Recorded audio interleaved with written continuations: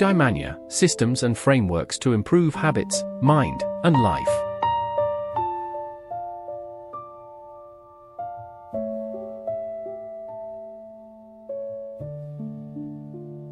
Welcome to Eudaimanya. If you've ever wondered how marketers, salespeople, or, even just your friends seem to effortlessly hack your brain to get a yes out of you, well, you are absolutely in the right place. Today, we're diving into Robert Cialdini's incredibly eye-opening book, Influence, The Psychology of Persuasion. We're going to break down the actual mechanisms that drive us to say yes when every fiber of our being is screaming no, and figure out exactly how to take back control of our own choices. So let's dive right into the core human problem here. Why do we constantly make decisions that completely go against our better judgment? Seriously, have you ever walked away from buying a car or just agreeing to help someone move thinking, wait, why did I just agree to that? It's a completely universal experience. But the author makes a brilliant point. This isn't about being weak-willed. It's actually about a fundamental, hardwired glitch in how our brains process information every single day. And understanding that glitch, that's the very first step to fixing it. According to the book, our modern environment is just way too fast-paced and complex to sit there and carefully analyze every single decision. Honestly, if we tried to do that, we'd be completely paralyzed. We'd never get anything done. So to survive, we rely on these automatic click-whir responses. The author uses this wild example of a mother turkey. She'll fiercely protect anything, and I mean anything, that makes a specific cheep-cheep sound. She'll even protect a stuffed toy predator if it has a little speaker playing that exact sound. It sounds absurd to us, right? But hey, we humans have our own cheap triggers. We have built-in mental shortcuts that tell us exactly when to agree to something without giving it a second thought. This brings us to Cialdini's main thesis, perfectly captured in a quote he shares from Alfred North Whitehead. Civilization advances by extending the number of operations we can perform without thinking about them. Now, while these mental shortcuts are absolutely vital for our survival and our progress, they have a serious dark side. Here's where we run into major trouble. There are people out there, the book calls them compliance professionals, think marketers, fundraisers, negotiators, who know exactly how to exploit these shortcuts. They artificially fabricate the very triggers we naturally rely on, and they literally turn our own survival instincts into some really costly mistakes. Let's see how this plays out in real life with the first weapon of influence. Imagine someone offers you a small, completely uninvited favor, maybe a free sample or a tiny gift. Often we just casually accept it, totally unaware of the massive psychological debt we've just taken on. Suddenly, bam, you feel this overwhelming, almost physical pressure to buy something you don't even want, just to clear the ledger and stop feeling so guilty. The book calls this the rule of reciprocity. You see, human society fundamentally relies on mutual concession to function, which means the urge to repay a favor is baked deep, deep into our psychology. And Cialdini explains that this rule is incredibly overpowering. Getting an unwanted favor completely overrides whether we even like the person asking us for something. He shares this absolutely amazing example of the Hare Christian society. They achieved massive financial growth, not by giving eloquent religious speeches, but literally just by stepping in front of busy airport travelers and forcing a flower into their hands. Just think about how powerful that is. Even if the traveler was super annoyed and actively disliked the person bothering them, the rule of reciprocity kicked in and wiped all that annoyance out. They felt obligated to give a donation just because they were holding a flower they never even asked for. It's a masterclass in using a fabricated trigger to exploit our natural desire for fairness. Okay, moving on. Let's talk about the subtle but massive danger of social proof. When we find ourselves in an ambiguous or uncertain situation, our very first instinct is to look around and blindly copy what the crowd is doing. I mean, it makes total sense, right? We're seeking safety in numbers. But the danger hits when that safety in numbers feeling is artificially manufactured by someone else just to dictate what we do.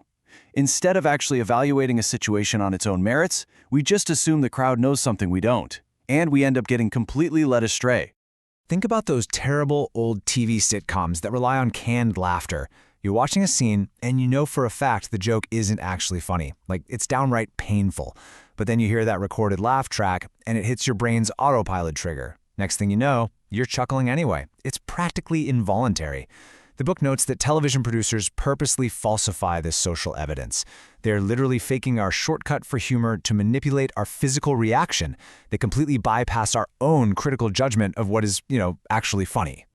Right, so another massive blind spot we have is the illusion of authority. When we face a choice that just feels way too complex or overwhelming, we tend to throw our hands up and completely defer to anyone who looks like an expert. And this leads to a really dangerous consequence: blind, unquestioning obedience. The author explains that because society trains us literally from birth to obey legitimate superiors for the sake of social order, we become incredibly vulnerable to the power of authority. We'll follow instructions to the letter, even when that so-called authority figure makes a disastrous, super obvious mistake that we could have easily caught if we were just thinking for ourselves. And here is a genuinely terrifying truth Cialdini points out. We don't even need a real authority figure present to fall into this trap. Just the mere symbols of authority are enough to completely shut down our critical thinking. We're talking about triggers like a fancy title, a well-tailored business suit, or luxury cars. The book notes a famous, kind of hilarious case where actors who merely played doctors on TV commercials were highly successful at selling massive amounts of decaffeinated coffee. People blindly obeyed the doctor trigger, completely ignoring the absurd reality that they were literally just taking medical advice from an actor in a costume telling them what coffee to buy. No way, right? But it works.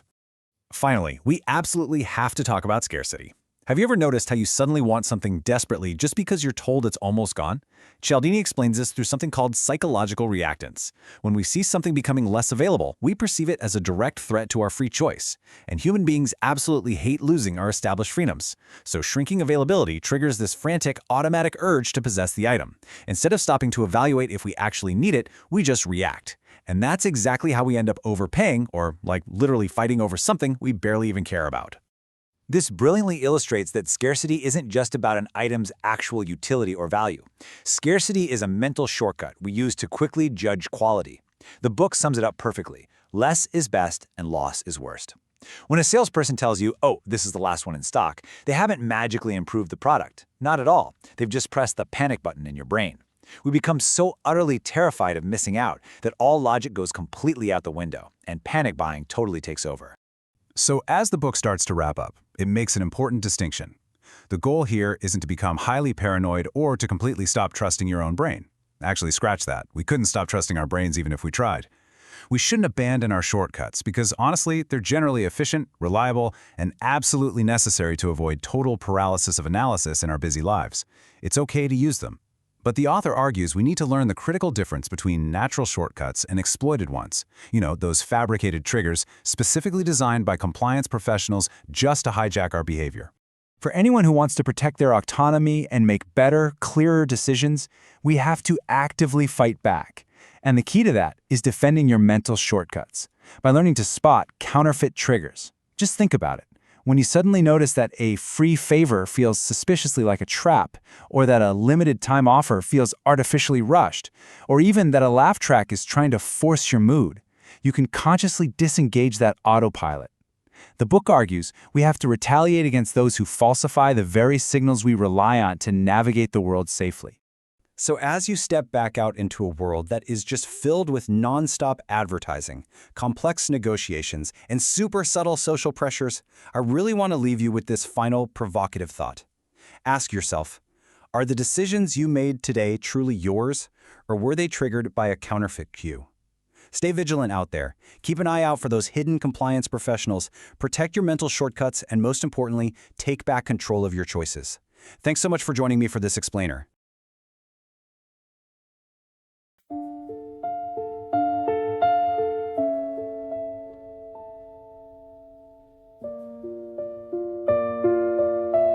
If this video was useful, give it a like, subscribe, and share. More systems and frameworks in the next Eudaimanya video.